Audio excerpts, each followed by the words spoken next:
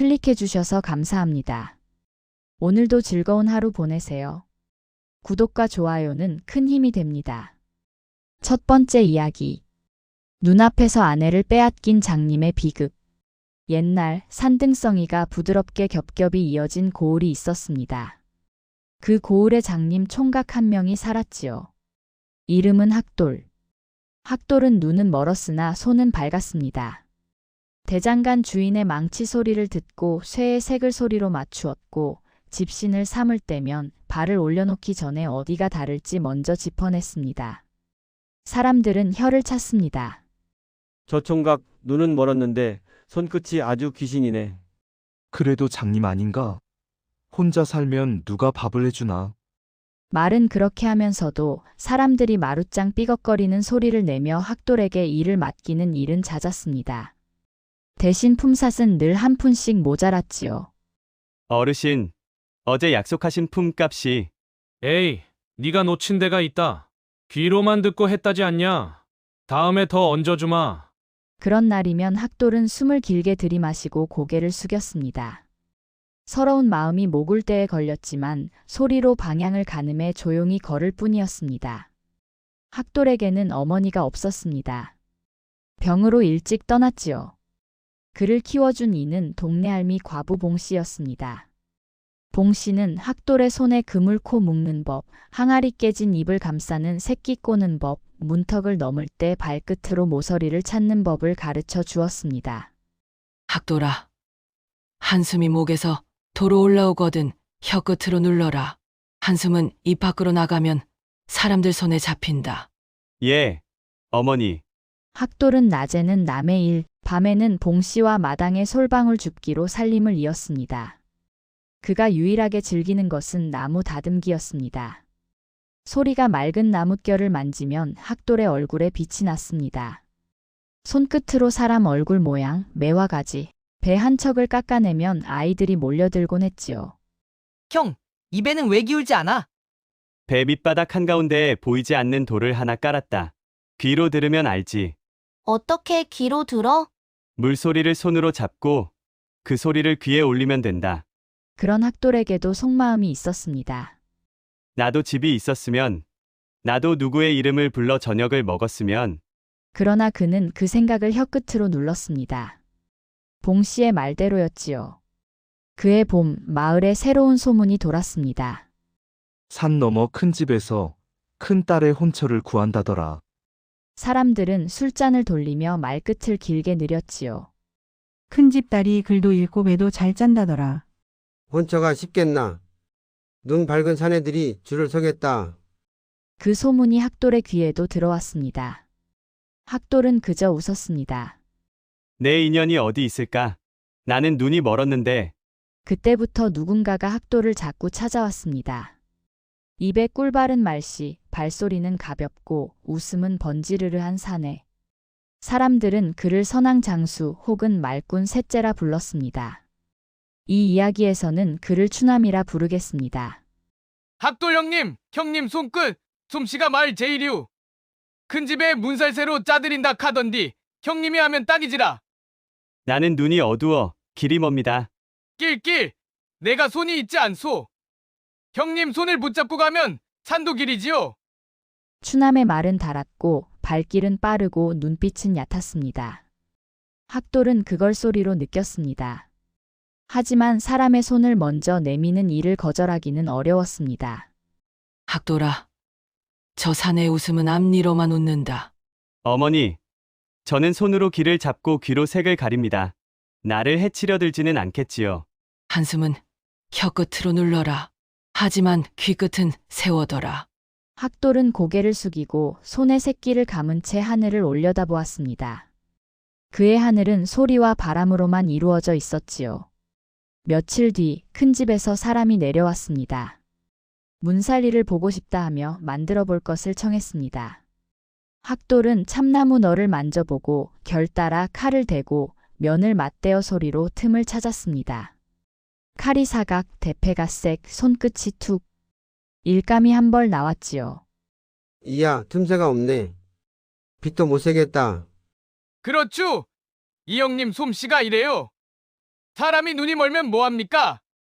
손이 보는데. 큰 집에서는 학돌에게 문살 공임을 맡겼습니다. 그날 저녁 예상치 못한 말이 덧붙여졌지요. 학돌이라 하였나. 우리 큰 아가씨가 자네 손끝을 곱다 하더군. 사람의 몸가짐은 손끝에서 드러난다 하던데. 혹 자네 혼처 생각은 있나? 저는 눈이 어두워 가정 꾸릴 생각을 한 적이 없습니다. 아가씨 말씀이 보는 눈이 다가 아니다 하더군. 사람이 소리를 듣는 귀와 손끝이 정성으로 살림을 세우는 사내라면 족하다 하셨지. 학돌의 가슴이 덜컥 내려앉았다가 천천히 부풀었습니다. 그는 말 대신 허리를 깊이 숙였습니다. 살려주신 은혜를 어찌 갚겠습니까? 혼사는 급히 서두르지 않네. 우선 문살 일을 마무리 짓고 상견례를 보게나. 그 소식은 장터에 순식간에 퍼졌습니다. 장님이 큰 집에 들어간다? 에이 말이 되나. 사람이 보아야 살림하지. 요즘 세상 참 알 수 없어. 눈 멀어도 손이 밝으면 된다더니. 그때 추남이 술상을 치우며 슬며시 끼어듭니다. 에이, 여러분! 학돌 형님이 어떤 분이오? 집도 곧 마련하시고 봉씨 어머니도 편히 모실 테지. 다 우리가 도와야지. 말은 달았고 눈은 웃지 않았습니다. 학돌은 그 눈웃음을 볼 수 없었지만 소리 없는 웃음의 정체는 어렴풋이 느꼈습니다. 그럼에도 그는 감사부터 배웠지요. 추남아, 내가 길을 잡아주니 내가 사람 틈으로 들어서는구나. 사람이 사람 부축하는 것이지요, 형님. 며칠 뒤 큰 집에서는 상견례 날을 잡았습니다. 학돌은 세저고리의 실밥을 손끝으로 정리하고 머리 위 삐죽난 상투핀을 봉씨가 다듬어 주었습니다. 학돌아, 오늘은 걸음 절반만 더디게 옮겨라. 말은 절반 더 적게 하고 귀는 절반 더 열어두고. 예. 상견례 자리에서 큰 아가씨가 걸어 들어왔습니다. 학돌의 귀에는 발소리의 무게, 솜에 스치는 바람, 앉을 때의 숨길이가 정확히 들렸습니다. 그는 처음으로 이 사람은 마음을 가볍게 내려놓는 습관이 있구나 하고 느꼈습니다. 이쪽이 학돌이네. 학돌 낭군. 아직 낭군이라 부르기에는. 먼저 말의 자리를 깔아두면 사람의 자리가 따라옵니다. 그 한마디가 학돌의 가슴을 환히 밝혔습니다. 그날 밤 학돌은 봉씨에게 담담히 말했지요. 어머니, 저는 사람이 말의 자리를 먼저 깔 수도 있다는 걸 오늘 배웠습니다. 그래. 말의 자리를 곧게 까는 집은 문지방이 덜 닳는다. 상견례가 끝나고 혼례날이 잡혔습니다. 사람들은 수군거렸습니다. 그리고 추남은 사람들 사이를 뱀처럼 헤집고 다녔지요. 형님, 혼례날엔 절차가 많소. 내가 앞줄 서서 안내할 테니 형님은 내 손만 잡으시오. 사람 구경이 많으면 발을 어디 두어야 할지 난감하니까. 고맙다, 추남아. 추남은 마당 바닥의 돌금, 행랑채 기둥의 상처, 대문 철사 소리의 높낮이까지 미리 헤아리고 다녔습니다. 마치 오래전부터 익혀둔 길처럼 능숙했습니다. 그리고 어느 날 밤 그는 낮은 목소리로 남정네와 담을 마주하고 서서 이야기를 나눴습니다. 들어오는 길은 내가 잡는다. 상수리 나무 앞에서 바꿔 치우면 아무도 눈치 못 채. 학돌은 손만 믿는다. 손은 누가 앞서는지까지만 안다. 신부는? 갓쓴 서생이 있지 않나. 돈맛을 보면 사람 냄새 따위는 금세 잊는다. 들키면? 장님이 본 걸로 무슨 증거를 대나? 그 말이 어둠 속으로 스며들 때 담 위에 앉아있던 까치가 가늘게 울었습니다. 아무도 그 소리를 뜻으로 듣지 않았지요. 오직 밤바람만이 그 소리를 먼데로 실어갔습니다. 혼례날이 가까워졌습니다. 학돌은 목욕 재개하고 봉씨는 백미로 고들빼기를 묻혀 옆집에 나누었습니다. 마을 어른들은 혼인 노래를 연습했고 아이들은 꽃비를 만들었습니다. 학돌아, 오늘은 내가 아닌 내 손을 믿어라. 다만 사람의 손 하나만은 끝까지 갸웃이 잡아라. 그게 누구의 손입니까? 내 마음의 손이다. 그 말의 뜻을 학돌은 아직 다 모른 채 고개를 끄덕였습니다. 그리고 드디어 혼례날 아침이 밝았습니다. 혼례날이 다가오자 추남은 더욱 자주 학돌 곁을 맴돌았습니다. 겉으로는 길 안내를 도와주는 것 같았지만 속으로는 이미 흉계를 굳혔지요. 형님, 걱정 마시오. 혼례 절차가 복잡하다지만 내가 앞장서 줄 테니 형님은 내 손만 꼭 잡으시면 됩니다. 추남아, 내가 있으니 내 혼례가 든든하다. 추남은 속으로 비웃었습니다. 눈먼 놈아, 내 손끝이 아무리 밝아도 사람 얼굴은 만져보지 못했지 않느냐. 그는 이미 다른 사내들과 짜고 신부를 바꿔치울 계책을 짰습니다. 신부 행렬이 늘어올 때 상수리나무 앞에서 바꿔치운다. 학돌은 내 손만 의지할 테니 절대 눈치 못 챈다. 그럼 진짜 신부는? 돈 맛을 알면 마음은 금세 바뀐다. 내가 챙길 테니 염려 말라. 그 흉악한 말은 달빛 속으로 스며들었고 담 위에서 까치 한 마리가 끼룩 울었습니다. 그러나 그 소리를 알아듣는 이는 없었지요. 드디어 혼례날 아침이 밝았습니다. 사람들은 장님 신랑의 혼례가 신기하다며 몰려왔습니다. 눈먼 총각이 큰 집 아가씨를 얻는다니 세상 참 알 수 없구나. 그래도 손끝 하나로 살아온 놈이니 복이 있긴 한 모양이야. 북과 피리 소리가 울리고 꽃비가 흩날렸습니다. 학돌은 추남의 손을 꼭 잡고 행렬에 올랐습니다. 형님, 여기 계단. 한 발, 두 발 잘 따라오시오. 그래, 내 손을 믿겠다. 마침내 신부 행렬이 들어섰습니다. 신부의 발소리는 분명 학돌이 전에 들었던 그 부드러운 걸음이었으나 상수리나무 앞에서 순간 걸음이 바뀌었습니다. 소리가 미묘하게 달랐습니다. 그러나 사람들의 환호와 징소리가 그 변화를 덮어버렸습니다. 학돌은 신부의 손을 잡았습니다. 차갑고 낯선 손길이었습니다. 그 순간 가슴이 철렁 내려앉았지만 그는 속으로 눌렀습니다. 오늘은 내 혼례다. 내가 잘못 느낀 게겠지. 예식은 계속되었습니다. 붉은 장막 뒤에서 학돌은 낯선 향기와 낯선 숨결을 느꼈습니다. 그러나 이미 혼례는 치러지고 말았습니다. 그날 밤 봉씨는 아들의 옆에서 속삭였습니다. 학돌아, 내가 잡은 손은 어땠느냐? 낯설었습니다. 그러나 사람은 때로 낯선 길도 걸어야 한다 하지 않습니까? 봉씨는 말없이 학돌의 손을 꼭 잡아주었습니다. 그러나 그녀의 눈에는 깊은 의심과 슬픔이 번졌습니다. 그 밤 이후 학돌의 마음 한구석에는 늘 의문이 자리했습니다. 내가 정말 아내의 손을 잡은 게 맞을까? 혼례가 끝나고도 학돌의 마음은 늘 무거웠습니다. 아내라 불리는 이는 그와 말을 적게 했고 손길 또한 늘 차가웠습니다. 내가 잡은 손, 분명 낯설었는데 왜 나는 그날 아무 말 못했을까? 봉씨는 속으로 눈물을 삼켰습니다. 그러나 아들을 위해 입을 다물었습니다. 사람이 잃은 것은 언젠가 소리로 돌아오리라. 너는 귀를 더 열고 손끝을 믿어라. 세월이 흘렀습니다. 마을에서는 은밀한 소문이 돌았습니다. 큰 집 아가씨가 보이지 않는다더라. 이상한 일이지. 대신 추남이 그 집을 자주 드나든다네. 학돌은 그 소문을 들을 때마다 가슴이 쿵 내려앉았습니다. 그리고 어느 날 그는 장에 갔다가 우연히 낯익은 발소리를 들었습니다. 가볍고 부드럽게 바닥을 스치는 발자국. 그것은 상견례 자리에서 들었던 아가씨의 걸음이었습니다. 아가씨. 그는 허둥지둥 손을 내밀었습니다. 그러자 한 여인이 그 손을 붙잡았습니다. 그 순간 학돌의 몸이 전율했습니다. 따뜻하고 익숙한 손길. 그가 혼례날 기다렸던 그러나 끝내 잡지 못했던 바로 그 손이었습니다. 학돌 낭군 드디어 저를 알아보셨군요. 그대 어디 계셨습니까? 내 곁에 있어야 했던 그대가. 혼례날 추남의 꿰매 소가 다른 곳으로 끌려갔습니다. 그리고 사람들 눈을 피하며 지내왔지요. 눈먼 낭군은 소가 넘어갈 거라 생각한 모양입니다. 학돌은 두 손으로 그녀의 손을 감싸 쥐었습니다. 손끝에 맺힌 눈물이 그의 볼까지 전해졌습니다. 나는 눈이 없어도 이 손끝은 기억합니다. 그날 내가 잡은 손은 그대가 아니었습니다. 학돌은 마을 어른들에게 나아가 그날의 진실을 밝혔습니다. 많은 이들이 처음에는 믿지 않았습니다. 그러나 아가씨의 증언과 추남의 드나든 흔적이 드러나자 사람들은 고개를 숙였습니다. 장님이지만 손끝은 거짓을 가리지 않았구나.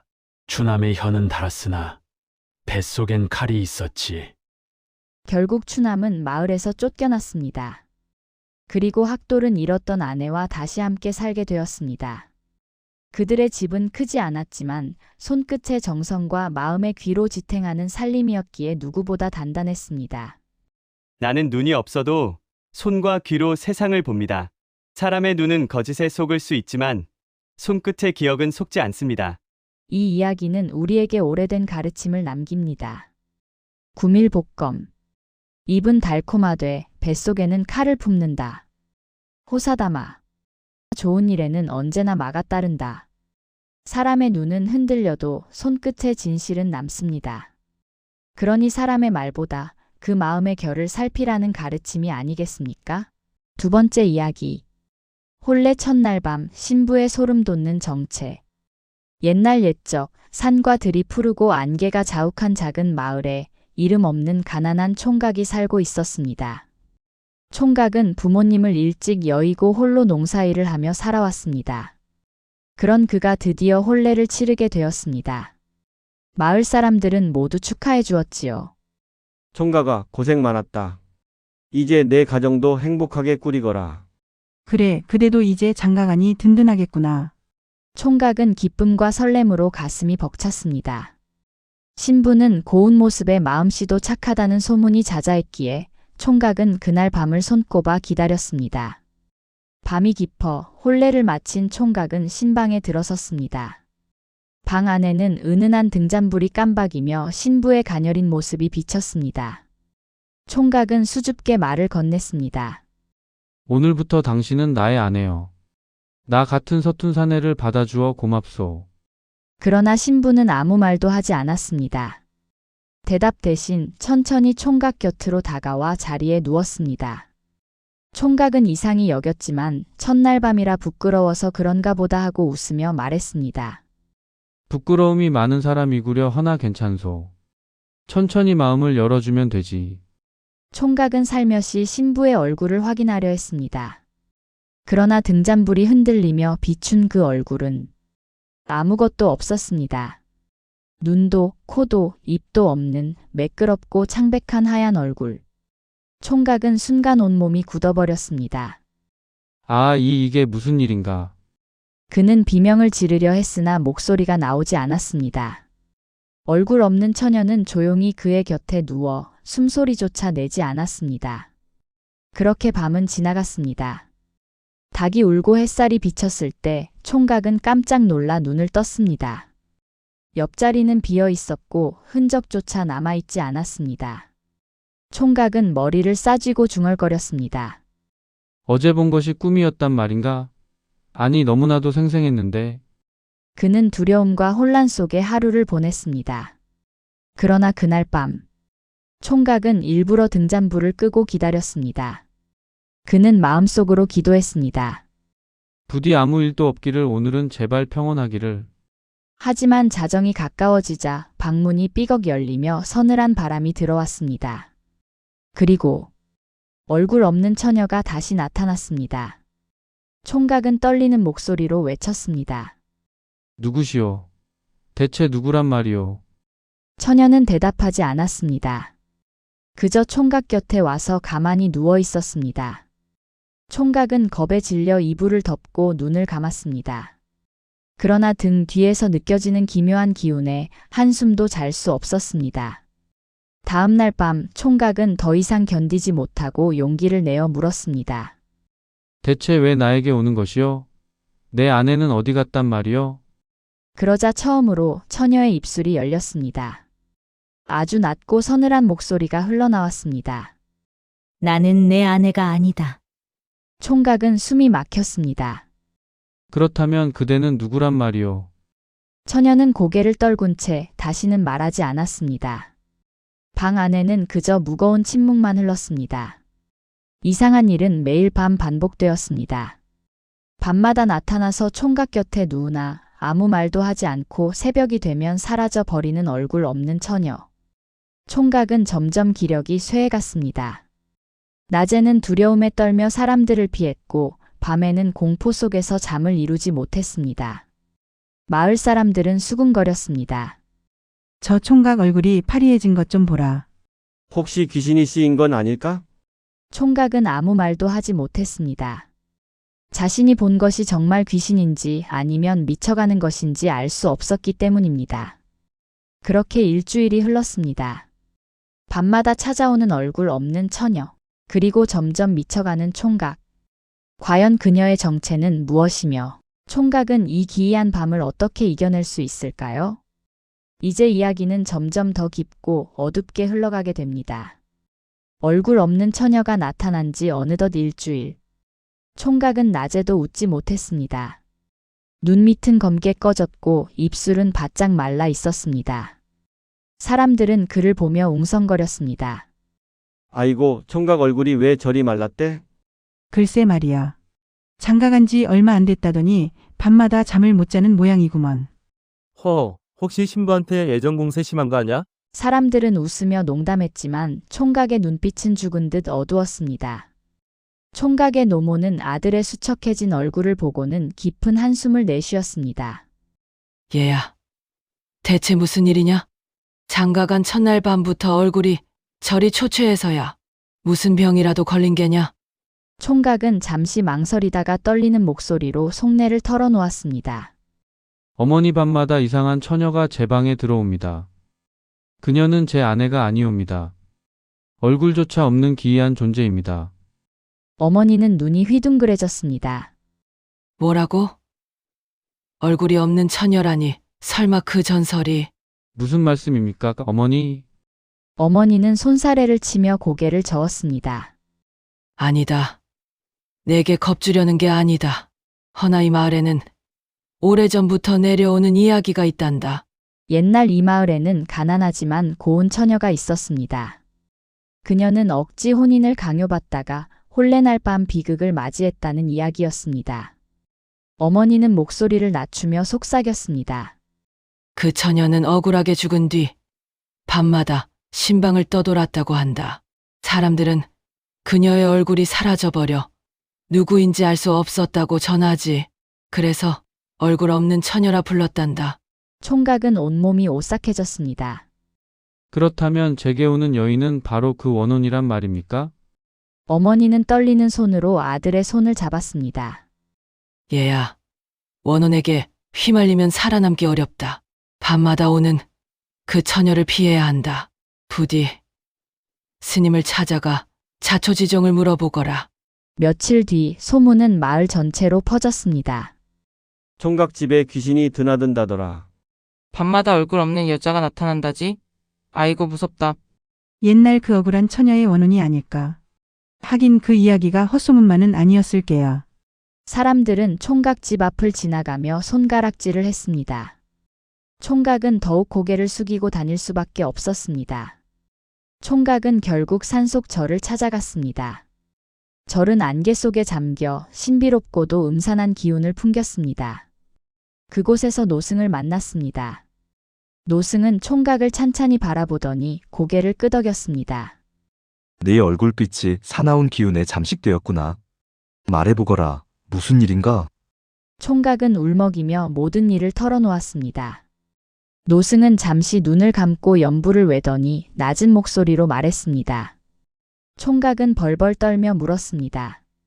스님, 제가 어찌해야 합니까? 제 목숨을 부지할 길은 있는 겁니까? 노승은 의미심장한 눈빛으로 대답했습니다.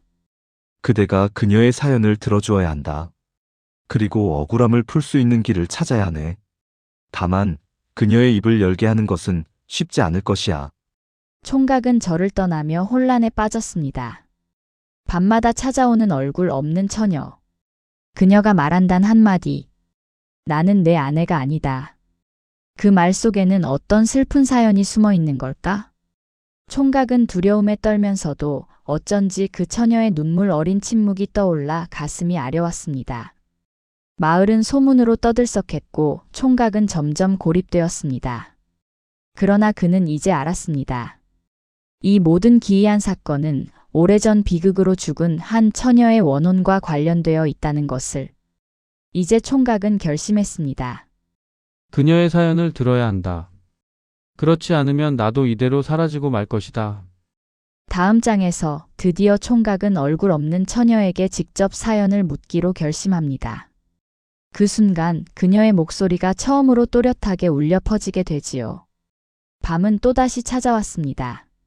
총각은 방 안 등잔불을 켜놓고 앉아 있었습니다. 초조한 마음에 손이 덜덜 떨렸고 심장은 쿵쿵 요동쳤습니다. 한밤중 바람이 스르르 불어오며 문이 삐걱 열렸습니다. 그리고 늘 그렇듯 얼굴 없는 처녀가 방 안으로 들어왔습니다. 총각은 숨을 삼켰습니다. 처녀는 소리 없이 다가와 그의 곁에 조용히 앉았습니다. 오늘은 달빛이 등잔불과 함께 방 안을 비추고 있었습니다. 그 얼굴 아니 얼굴이라 부르기도 민망한 매끄러운 흰면. 그 위에 어렴풋이 그림자가 드리워졌습니다. 총각은 용기를 내어 말을 꺼냈습니다. 그대 대체 누구요? 왜 내 곁에 오는 것이요? 처녀는 잠시 침묵하다 낮게 속삭였습니다. 나는 이곳 사람이 아니오. 총각은 눈을 크게 떴습니다. 이곳 사람이 아니라고? 그렇다면 어디서 온 것이요? 처녀는 고개를 숙이며 떨리는 목소리로 말했습니다.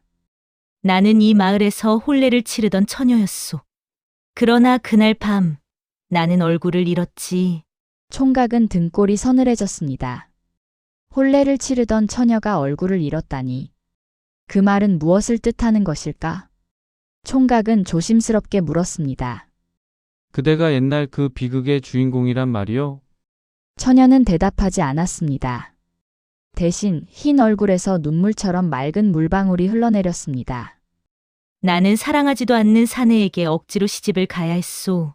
그날 밤 나는 도망치고 싶었지만 가족을 위해 마을의 체면을 위해 아무 말도 못했지. 결국 혼례날 밤 나는 신방에서 목숨을 잃었소. 누군가의 손해 아니면 내 스스로의 선택이었는지조차 이제는 기억나지 않소. 다만 마지막 순간 내 얼굴은 빛을 잃고 사라져 버렸소. 총각은 숨을 몰아쉬었습니다. 그러면 지금도 그 원한 때문에 이곳을 떠돌고 있는 것이요? 처녀는 고개를 끄덕였습니다. 그대의 방은 나의 마지막 신방과 닮았소. 그래서 매일 밤 나는 이곳으로 끌려오듯 오는 것이오. 총각은 눈앞이 아득했습니다. 이제 모든 것이 분명해졌습니다. 밤마다 찾아오는 이 처녀는 오래전 비극으로 죽은 원혼이었던 것입니다. 그러나 동시에 총각의 마음속에는 기묘한 연민이 싹트기 시작했습니다. 두렵고 무서운 존재임에도 처녀의 울음과 고백은 너무도 애처로웠기 때문입니다. 총각은 떨리는 목소리로 말했습니다. 그대의 사연을 들었소. 만약 그대가 원한다면 내가 도와 억울함을 풀어주겠소. 그대가 더는 이승을 떠돌지 않도록 내가 힘을 다하겠소. 처녀는 놀란 듯 고개를 들었습니다. 비록 얼굴은 없었지만 그 순간 그녀의 흰 얼굴 위에 희미하게 눈빛 같은 것이 반짝였습니다. 정녕 그렇게 해주겠소? 그렇소. 두렵지만 나 혼자만의 문제가 아니지 않소. 그대가 억울함을 품은 채 떠돌아다닌다면 이 마을에 누군가 또다시 피해를 입을 것이오. 그러니 내가 돕겠소. 잠시 침묵하던 처녀가 낮은 목소리로 말했습니다.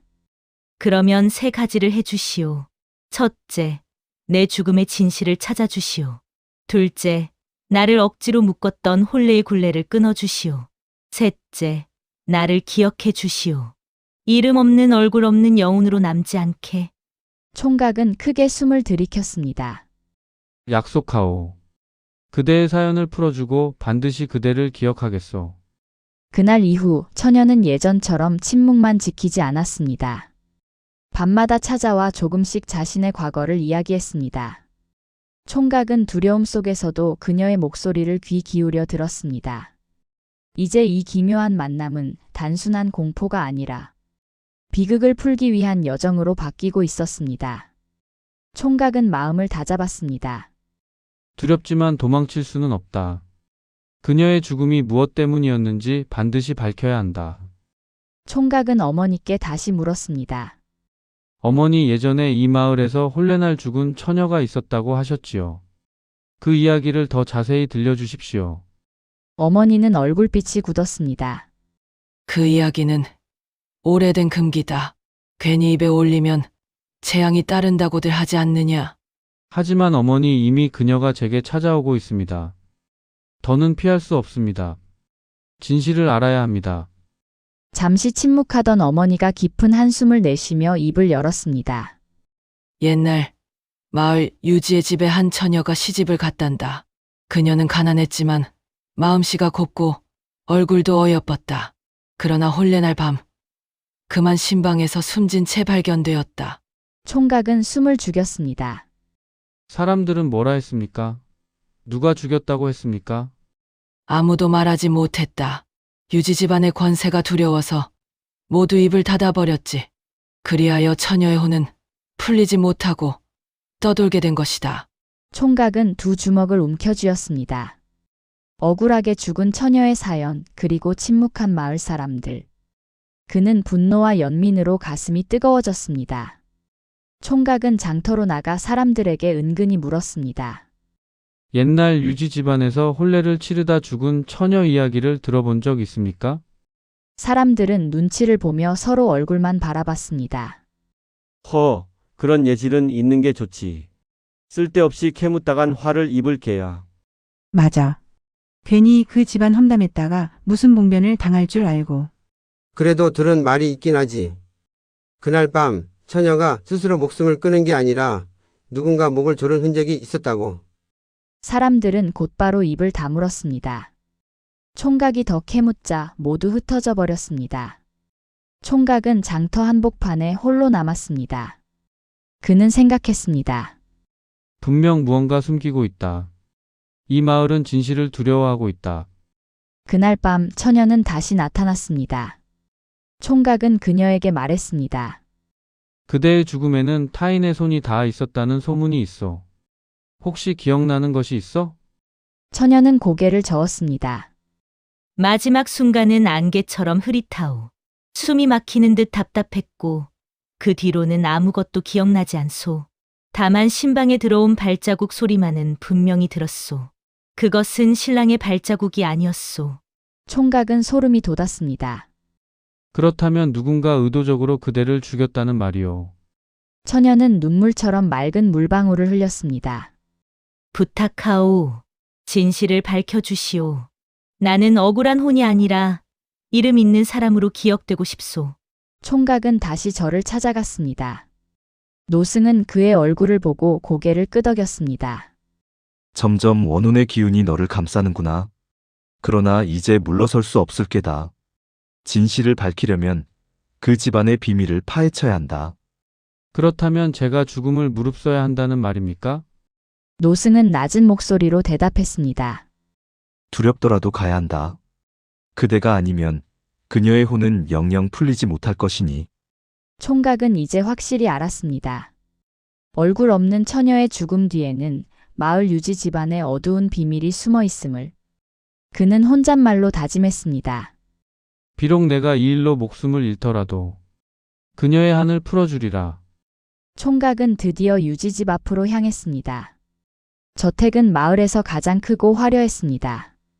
높은 담장과 붉은 기와 잘 다듬어진 정원. 그러나 그 웅장함 속에는 설명할 수 없는 음산한 기운이 감돌았습니다. 이곳에 그녀의 죽음의 비밀이 숨어 있겠지. 두렵지만 발을 떼야 한다. 어둑해진 저녁, 총각은 몰래 담장을 넘어 마당으로 들어섰습니다. 달빛이 희미하게 비추는 가운데 풀벌레 소리만 들렸습니다. 그는 발소리를 죽이며 안채로 향했습니다. 총각은 유지집 안쪽에서 낯익은 기운을 느꼈습니다.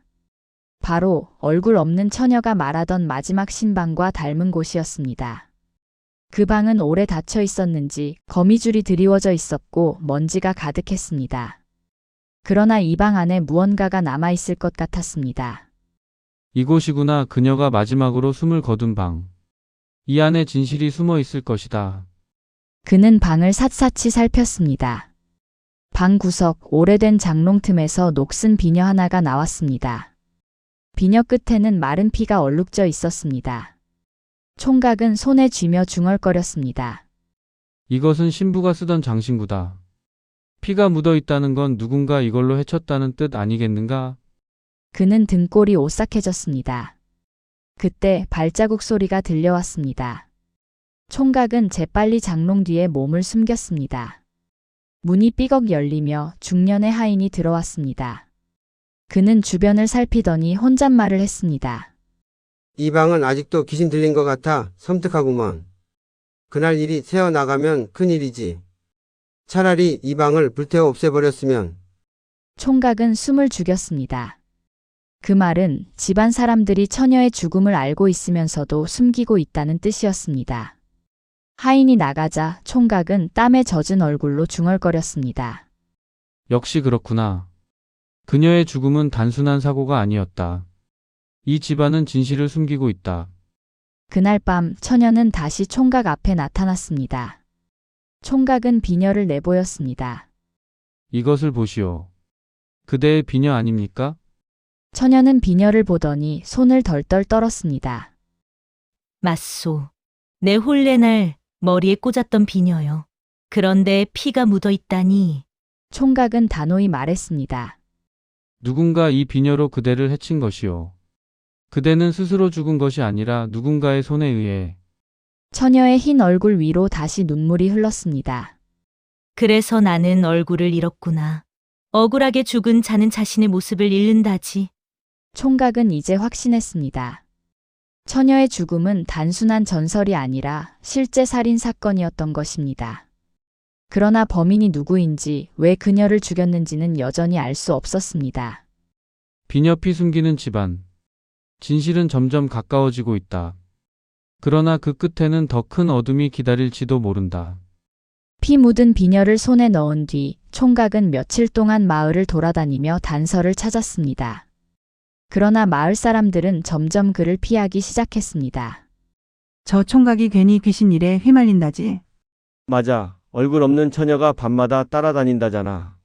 가까이 하면 재수 없을 거야. 괜한 일 캐묻다 목숨 잃는 거지. 그냥 모른 척하는 게 상책인데. 총각은 혼자였고 점점 고립되었습니다. 그러나 그의 마음속 불신은 꺼지지 않았습니다. 모두 두려움에 입을 닫았구나. 하지만 누군가는 진실을 밝혀야 한다. 그녀의 원혼을 그냥 두고 볼 수는 없어. 그날 밤 얼굴 없는 처녀가 다시 나타났습니다. 총각은 비녀를 손에 들고 물었습니다. 이 피 묻은 비녀 분명 누군가 그대를 죽이는 데 쓰였소. 그대 기억 속에 단서가 없어? 처녀는 가만히 고개를 저었습니다. 발자국 소리만 또렷하오. 무겁고 거친 발소리. 신랑의 것은 아니었소. 하지만 누구였는지는 알 수 없소. 총각은 눈을 가늘게 떴습니다. 무겁고 거친 발소리라면 젊은 사내가 아니라 장정이나 나이든 자의 발걸음이겠지. 다음 날 총각은 마을 가장 나이 많은 노인을 찾아갔습니다. 노인은 처음엔 말을 피했으나 결국 낮은 목소리로 고백했습니다. 그날 홀레날 밤 나는 우연히 유지 집 앞을 지나다 누군가가 신방으로 몰래 들어가는 걸 보았다네. 누구였습니까? 대체 누구였습니까? 노인은 손을 떨며 속삭였습니다. 유지의 친형이었다. 술에 취해 동생의 신부를 탐하려 들어간 것이었지. 그러나 그날 새벽 처녀는 죽어 있었네. 사람들은 알면서도 감히 입을 열지 못했지. 권세 있는 집안에 맞섰다간 우리 모두가 목숨을 잃을 테니. 총각은 피가 거꾸로 솟는 듯 분노했습니다. 그렇다면 그녀는 욕망에 사로잡힌 자의 손에 억울하게 죽은 것이군요. 노인은 고개를 끄덕이며 눈을 감았습니다. 그날 밤 총각의 집 앞에 낯선 그림자가 어른거렸습니다. 마당에 발자국 소리가 들리고 누군가가 담 너머로 중얼거렸습니다. 괜한 일 캐묻지 말거라. 내가 죽고 싶지 않다며. 총각은 이불 속에서 식은땀을 흘렸습니다. 이제 그 집안이 나를 경계하기 시작했구나. 하지만 멈출 수는 없다. 총각은 처녀에게 노인의 증언을 전했습니다. 그날 신방에 들어온 이는 유지의 친형이었다. 그는 술에 취해 그대를 탐하려 했고 결국 그대는 그 손에 죽었을 것이다. 처녀는 떨며 울부짖었습니다. 그렇구나. 그래서 나는 그날 밤 얼굴을 잃은 채 이승을 떠돌게 된 것이구나. 내 억울함을 알면서도 누구도 나를 지켜주지 않았구나. 방 안에 서늘한 바람이 일었습니다. 총각은 그녀가 분노로 휩싸이는 것을 느꼈습니다. 진정하시오. 그대의 원한을 반드시 풀어주리다. 그러니 나를 믿으시오. 처녀는 떨리는 목소리로 속삭였습니다. 내 이름을 기억해 주시오. 내 이름은 연화. 부디 나를 얼굴 없는 혼이 아니라 연화라는 이름으로 불러주시오. 총각은 무릎을 꿇고 고개를 숙였습니다. 연하 내가 그 이름을 잊지 않으리다. 총각은 이제 명확히 알았습니다. 연화라는 이름의 처녀는 권세에 취한 유지의 친형에게 죽임을 당했고 그 사실은 온 마을이 알면서도 덮어버린 비극이었습니다. 그러나 진실을 알았다고 해서 끝나는 것은 아니었습니다. 그 집안은 여전히 권세를 쥐고 있었고 총각은 이제 목숨까지 위협받고 있었습니다. 연하의 이름을 지켜야 한다. 그녀의 억울함을 풀어야 한다. 설령 내 목숨을 내놓더라도. 다음 날 총각은 장터 한복판에 섰습니다. 많은 사람들이 모여 물건을 사고 파는 북적임 속에서 그는 목소리를 높였습니다. 마을 사람들, 나는 오래 숨겨져 온 진실을 알고 있어. 얼굴 없는 처녀의 정체 그녀는 바로 연하여. 그녀는 유지의 친형에게 욕을 당하다 억울하게 목숨을 잃은 것이오. 사람들은 술렁였습니다. 뭐라고? 유지의 집안에서 그런 짓을 했다고? 그런 말 함부로 하지 마라. 목숨을 잃고 싶으냐? 저 총각이 미쳤구나. 그 집안에 맞서다간 화를 자초할 게다. 사람들은 두려움에 휩싸여 총각을 외면했습니다. 그날 밤 총각의 집 창문에 돌멩이가 날아들었습니다. 어두운 그림자가 마당에 드리워졌습니다. 내 목숨이 아깝거든 입을 다물어라. 죽은 자의 일에 발 담그다간 너도 곧 죽는다. 총각은 몸을 떨었지만 결심은 흔들리지 않았습니다. 두렵다. 하지만 멈출 수는 없다. 연하의 원혼이 나를 지켜보고 있다. 총각의 어머니는 아들을 붙잡고 울었습니다. 얘야, 제발 그만두어라. 연하의 한은 내가 풀 수 있는 일이 아니다. 괜히 덤볐다간 내 목숨만 잃을 게다. 그러나 총각은 고개를 저었습니다. 어머니 저는 이미 그녀와 약속했습니다. 그녀의 억울함을 풀고 이름을 기억해 주기로 말입니다. 이 약속을 저버리면 저는 평생 제 자신을 용서할 수 없을 겁니다. 연화가 다시 나타났습니다. 총각은 피 묻은 비녀를 내밀며 말했습니다. 연하여 이제 사람들 앞에서 진실을 외쳤습니다. 비록 모두가 두려워했지만 나는 멈추지 않을 것입니다. 연화는 떨리는 목소리로 대답했습니다. 고맙소. 그대가 아니었다면 나는 영영 이름 없는 혼으로 떠돌았을 것이오. 그러나 진실을 말한 자는 언제나 고통을 당하지 않던가요. 총각은 이를 악물었습니다. 설령 내가 죽는다 해도 그대의 한을 풀 수 있다면 후회하지 않겠소. 연화는 눈물 흘리며 고개를 숙였습니다. 총각의 외침은 순식간에 마을 전역에 퍼졌습니다. 사람들은 술렁였지만 두려움 때문에 감히 나서지 못했습니다. 유지 집안은 격노했습니다. 그들은 총각을 불러들여 협박했습니다. 내 놈이 감히 우리 집안을 욕보이다니. 죽은 자는 이미 죽은 자다. 쓸데없는 소리를 계속하면 내 목숨이 위험할 것이다. 그러나 총각은 굳세게 대답했습니다. 죽은 자를 2번 죽이는 것은 산자의 죄입니다. 연하는 아직 이 마을에 머물러 있습니다. 그녀의 억울함이 풀리지 않는 한 나 역시 물러서지 않겠습니다. 그날 밤 총각의 집은 불길에 휩싸일 뻔했습니다. 누군가가 집에 불을 지른 것입니다. 이웃들이 달려와 겨우 불을 껐습니다. 사람들은 수군거렸습니다. 이건 분명 유지 집안의 짓일 거야. 저 총각이 큰 화를 불러오겠구나. 총각은 재를 뒤집어 쓴 채 하늘을 올려다보았습니다. 연하여 이것이 나의 대가인가. 허나 두렵지 않다. 나는 끝까지 가겠다. 총각은 드디어 진실을 세상에 외쳤습니다. 그러나 그 대가는 혹독했습니다. 마을은 공포에 떨었고 유지 집안은 분노하여 총각을 노리기 시작했습니다. 그날 밤 마을은 폭풍우에 휘말렸습니다. 천둥이 산을 울렸고 번개가 하늘을 갈랐습니다. 총각은 홀로 집안에 앉아 있었습니다. 창문이 흔들리고 빗물이 들이쳤습니다. 이제 더는 숨을 수 없다. 오늘 밤 모든 것을 끝내리라. 총각은 비에 젖은 길을 따라 유지 집으로 향했습니다. 손에는 피 묻은 비녀를 꼭 쥐고 있었습니다. 저택 앞에는 하인들이 서 있었지만 폭우 속이라 방심하고 있었습니다.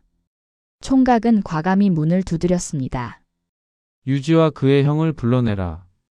오늘 이 자리에서 진실을 밝히겠다. 잠시 후 유지와 그의 형이 나타났습니다. 등불빛에 드러난 그들의 얼굴은 분노로 일그러져 있었습니다. 내 놈이 감히 이리까지 와서 우리 집안을 욕보이다니. 죽은 여자의 이름을 입에 올리며 우리를 모욕해 당장 목숨을 내놓을 각오를 해라. 총각은 떨리는 손으로 비녀를 들어 보였습니다. 이것을 보시오. 연하의 피가 묻은 비녀요. 그대가 신방에 들어가 그녀를 죽였다는 증거다. 유지의 형의 얼굴이 흉측하게 굳었습니다. 감히 이 증거 하나로 나를 모함하려 드는 것이냐? 하인들이 몰려들어 총각을 붙잡으려 했습니다. 그러나 그 순간 방 안 공기가 얼어붙었습니다. 차갑고 서늘한 바람이 불어왔습니다. 등불이 꺼지고 어둠 속에서 희미한 여인의 형상이 드러났습니다. 얼굴 없는 처녀 연화가 나타났습니다. 그 흰 얼굴에는 여전히 눈, 코, 입이 없었지만 눈물처럼 검은 자국이 흘러내리고 있었습니다. 하인들은 공포에 질려 비명을 질렀습니다. 으아, 귀신이다. 얼굴 없는 처녀다. 그들은 뒷걸음질 치며 도망쳤습니다. 연화는 떨리는 목소리로 말했습니다. 나는 연하다. 너희가 억울하게 죽인 신부, 연하다. 왜 나의 목숨을 앗아갔느냐?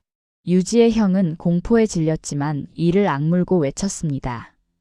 헛개비 주제에 감히 나를 신문해. 나는 아무 잘못 없다. 총각은 한 발 앞으로 나섰습니다. 거짓말 마시오. 연하는 마지막 순간 신방에 들어온 발자국 소리를 들었다 했소. 그것은 신랑의 것이 아니었소. 무겁고 거친 발자국 바로 그대의 것이었소. 유지의 형은 얼굴이 일그러졌습니다. 그의 눈빛에는 죄책감과 분노가 뒤섞여 있었습니다. 마침내 그는 무릎을 꿇고 울부짖었습니다. 맞다. 내가 그날 술에 취해 신방에 들어갔다. 그녀는 나를 거부했고 나는 분노하여 목을 졸랐다. 그 순간 그녀는 쓰러졌고 얼굴이 창백하게 사라져버렸다. 나는 두려워 아무 일도 없던 것처럼 숨겼다. 유지는 경악하며 형을 바라보았습니다. 형님 어찌 그런 짓을. 연화는 얼굴 없는 흰 얼굴을 들어 올리며 울부짖었습니다. 드디어 진실이 밝혀졌구나. 나는 이제 더 이상 얼굴 없는 혼이 아니다. 나는 연하다. 그 순간 흰 얼굴 위에 서서히 눈과 코와 입이 드러나기 시작했습니다. 눈물 어린 그러나 고운 얼굴이었습니다. 폭풍우 속에서 연화의 얼굴은 빛을 내며 서서히 사라져 갔습니다. 그녀의 마지막 미소가 총각을 향했습니다. 고맙소. 나를 기억해주고 진실을 밝혀주니여. 나는 이제 한을 풀고 떠나리다. 총각은 무릎을 꿇고 눈물을 흘렸습니다. 연하여 부디 저승에서는 평안하소서. 나는 그대의 이름을 영원히 기억하리다.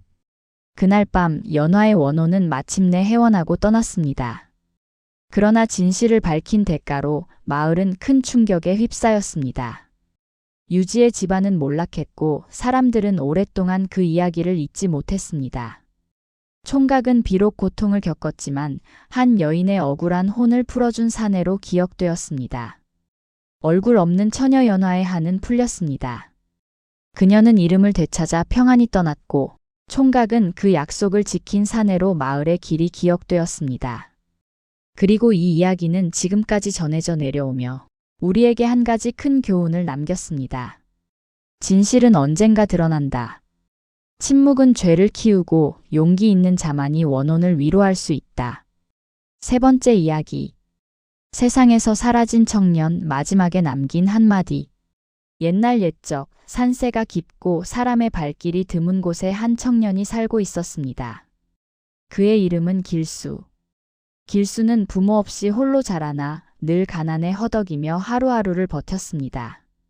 사람들은 그를 안쓰럽게 여기기도 했지만 정작 도와주는 이는 없었습니다. 그래서 그는 언제나 홀로 나무를 하고 홀로 밥을 먹고 홀로 잠이 들었지요. 그러던 어느 날 밤 길수는 산속에서 나무를 하다가 이상한 불빛을 보았습니다. 달빛도 아닌데 붉고 푸른 빛이 번쩍이며 움직였습니다. 그는 무심코 그 빛을 따라갔습니다. 그곳에는 도깨비들이 모여 있었습니다. 그들은 술을 마시며 노래를 부르고 황금덩이를 던졌다가 흙으로 바꿨다가 하며 흥청망청 놀고 있었지요. 그중 바위 위에 올려져 있던 하나의 물건이 길수의 눈길을 사로잡았습니다. 도깨비 감투. 쓰면 누구도 보지 못하는 보이지 않는 모자였습니다. 도깨비 중 하나가 술에 취해 감투를 벗어놓고 까맣게 잊은 채 춤을 추고 있었습니다. 길수는 온몸이 떨렸습니다. 저것만 있다면 내 인생이 달라질지도 몰라.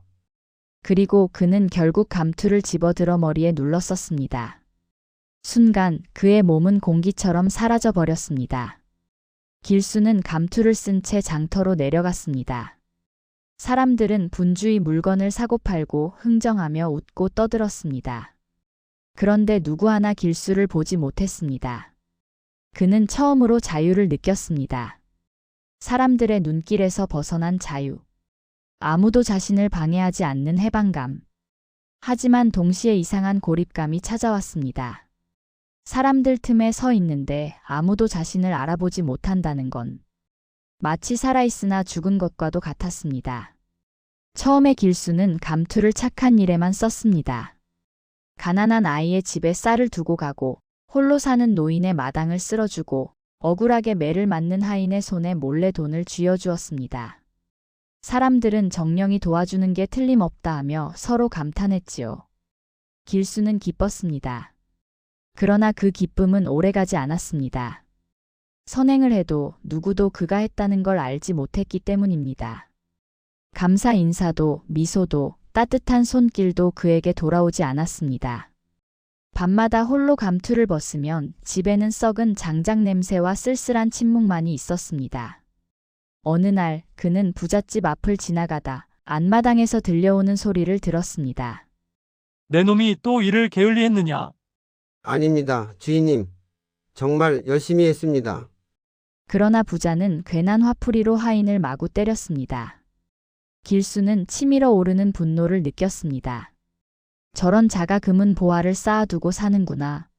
내가 그것을 빼앗아 약한 자들에게 나누어 주면 어떨까? 그날 밤 길수는 보이지 않는 몸으로 부자의 금고에 들어갔습니다. 금은 보화를 훔쳐내 가난한 이웃들에게 나누어 주었습니다. 사람들은 더 크게 감탄했습니다. 이건 신의 기적이다.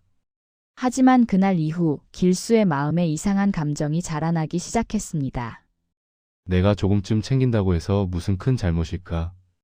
그는 자신을 설득하기 시작했습니다. 날이 갈수록 길수는 사람들 앞에 서도 더 이상 웃을 수 없었습니다. 모든 선행이 그림자처럼 사라지고 모든 노력이 허공에 흩어지니 그는 존재하지 않는 사람처럼 느껴졌습니다. 그러던 어느 날 길수는 술에 취해 감투를 쓴 채 거리를 걸었습니다. 아이들이 놀다 그와 부딪혔지만 아무도 그를 보지 못했습니다. 어? 방금 뭔가 스쳤어. 헛것 본 거 아냐? 하하. 길수는 순간 이상한 두려움에 휩싸였습니다. 나는 정말 존재하는 걸까? 아니면 이미 사라진 것일까? 그날 밤 길수는 악몽을 꾸었습니다. 꿈속에서 그는 수많은 사람들이 자신 앞에 무릎을 꿇고 울고 있었습니다. 왜 우리에게 다가오지 않았소? 왜 우리 손을 잡아주지 않았어? 난 분명 도와줬는데. 그러자 뒤에서 도깨비의 웃음소리가 들렸습니다. 보이지 않는 자는 결국 아무도 기억하지 못하지. 길수가 깨어났을 때 눈가에는 눈물이 흘러 있었습니다. 점점 길수는 감투를 벗지 못하게 되었습니다. 벗으면 두려움이 몰려왔습니다. 혹시 아무도 날 알아보지 못하면 어떡하지? 그는 점차 현실과 환상을 구분하지 못했습니다. 감투 속에서는 자유롭지만 감투 밖에서는 투명한 존재처럼 느껴졌습니다. 그러던 어느 날 그는 다시 부자의 금고에 들어갔습니다. 하지만 이번에는 자물쇠가 잠기며 금고 안에 갇혀버렸습니다. 밖에서는 부자의 목소리가 들렸습니다. 이제야 잡았다, 도둑놈. 그러나 문을 열었을 때 금고 안에는 아무도 없었습니다. 보이지 않는 감투 덕분이었지요. 하지만 길수는 그 자리에서 울고 있었습니다. 나는 이 세상에 있어도 없는 존재, 아무도 날 알지 못해. 얼마 후 감투는 도깨비들에게 회수되었습니다. 그들은 길수를 조롱했습니다. 이것이 내가 원한 삶이냐? 보이지 않는 자로 살아남은 대가가 고작 눈물이라니. 길수는 고개를 숙이고 대답했습니다. 사람들은 나의 선행을 신의 은혜라 여겼지만 결국 아무도 나를 기억하지 않았습니다. 나는 존재를 증명하려 했으나 결국 그림자처럼 사라지고 말았지요. 그래서 눈물이 납니다. 도깨비들은 잠시 침묵하더니 감투를 가져가고 사라졌습니다. 길수는 다시 보이는 몸으로 돌아왔습니다. 그러나 그의 눈에는 여전히 눈물이 맺혀 있었습니다. 그 뒤로 길수는 다시 평범한 삶을 살았습니다. 땀 흘려 일하고 직접 얼굴을 드러내며 이웃을 도왔습니다. 사람들은 그제야 그를 알아보기 시작했습니다. 아, 저 총각이 늘 도와주던 사람이었구나. 길수는 그제야 미소를 지었습니다. 그의 눈물이 멎은 것은 자신이 보이는 모습 그대로 인정받았을 때였습니다.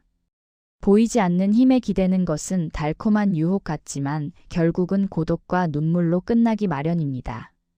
이는 마치 수적천석 한 방울의 물이 돌을 뚫듯 겉으로는 보잘것없어도 꾸준히 드러난 손길이 세상을 바꾸는 것과 같습니다. 진짜 선행은 숨어서 하는 것이 아니라 우리의 손과 발 그리고 이름을 걸고 하는 것입니다. 옛사람들은 적토성산이라 했습니다.